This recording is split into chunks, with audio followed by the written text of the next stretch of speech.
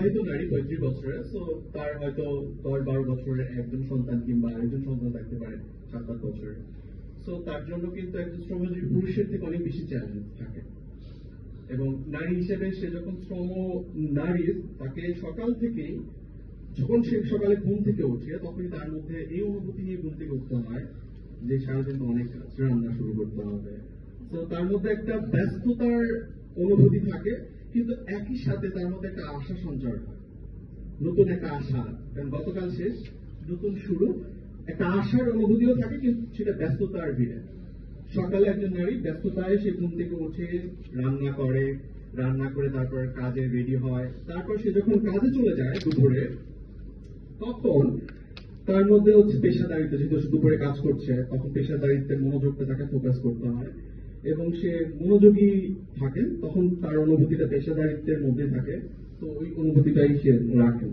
পরবর্তীতে সে যখন দুপুর থেকে বিকেল অবধি চলে যায় তখন তার মধ্যে কিছুটা অবসাদ, কিছুটা ক্লান্ত অনুভূতি সৃষ্টি হয়, টায়ার্ড হয়ে গেছে অনেক বেশি।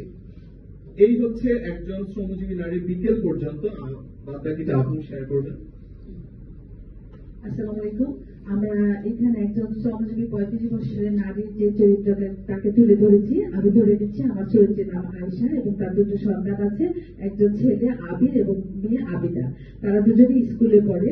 স্কুল থেকে সন্ধ্যায় যখন তার মা বিকেলে যখন তার কাছ থেকে ফিরে এসে প্রথম তার চাহিদা থাকে তার সন্তানদেরকে খোঁজ নেওয়া, আবির এবং আবিদা কি করছে, তাদের সারাদিন কেমন গেল, সারাদিন তারা কি কাজ, কি পড়াশোনাটা করেছে, তাদের স্কুল কেমন ছিল, তার প্রাইভেট টিচার কেমন ছিল, তার বন্ধুদের সাথে সম্পর্কটা কি ছিল, খেলাধুলা করেছে কিনা, করলো তারা কোনো বিপদে পড়েছে কিনা, বা তাদের সারাদিনে তাদের সাথে সেই কনভারসেশনটা থাকে এবং সেটা থেকে তাদের একটা আমি বলবো পারিবারিক করে একটা মধুর সময়। এবং তার হাজবেন্ড তো তখন দেখা যায় যে বাসায় আসে, তারা সারাদিনে প্রত্যেককে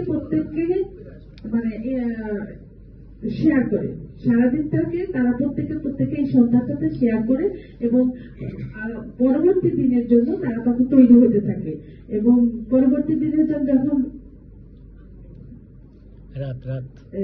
পরবর্তী দিনের জন্য তাদের পরবর্তী দিনটা যে শুরু হবে সেই পরবর্তী দিনটার জন্য তারা সেখানে নিজেকে তৈরি করতে থাকে। আর সন্ধ্যার সময় যেহেতু একটা মহিলা তখন সারাদিন সে কর্মব্যস্ত ছিল, বিকেলে ঘরে ফিরে সে তখন টায়ার্ড ছিল, কোনো কাজে মন দিতে পারে নাই, সংসারের কাজে মন দিতে পারে নাই এবং সন্ধ্যাটা কিন্তু তার প্রচুর ব্যস্ততা একটা সময় যায় এবং কাজের মধ্যে থাকে। তখন সে রাতে রান্না থেকে শুরু করে সমস্ত কিছু সে প্রচন্ড সংসারের একটা কাজের চাপের মধ্যে থাকে এবং রাতটাকে তারা, আমি মনে করি তাদের জন্য একটা নিবিড় সময় এবং পরবর্তী দিনের জন্য তারা নিজেকে হ্যাপি মনে করে, তাদের পরবর্তী সুখটাকে তারা সেভাবে অনুভব করে। আর একজন শ্রমজীবী নারী অনেক বেশি ব্যস্ত থাকে, তারা সারাক্ষণ অনেক চাপে থাকে এবং অবসরের সময় পরিবারকে সময় দেওয়া, পরিবারের সাথে সময়টাকে যে অবহিত করে, সময়টাকে যে ব্যয় করে, এই রাতের সময়টা তাদের জন্য, পরিবারের জন্য একটা বেস্ট জন্য। Thank you. ধন্যবাদ সবাই।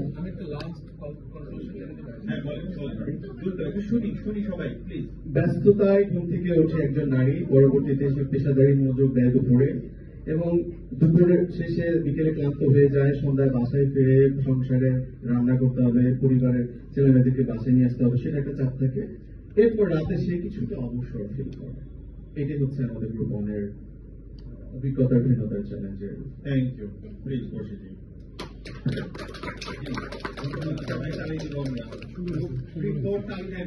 লাস্টের কনক্লুশনটা খুব ভালো।